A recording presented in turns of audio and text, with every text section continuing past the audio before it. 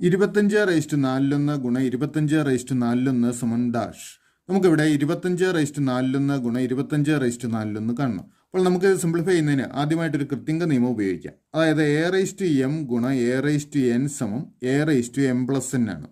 ഈ നിയമം ഉപയോഗിച്ച് നമുക്ക് ഇതിനെ സിംപ്ലിഫൈ ചെയ്യാം. അപ്പോൾ ഇത് 25/41 അധികം 41 എന്ന് വരും.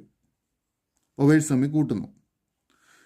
ഇനി അവർക്ക് രണ്ട് ഭിന്നസംഖ്യകൾ തമ്മിൽ കൂട്ടണമെങ്കിൽ അവയുടെ ഛേദം തുല്യമാണെങ്കിൽ അംശങ്ങൾ തമ്മിൽ കൂട്ടിയെടുത്താൽ മതി.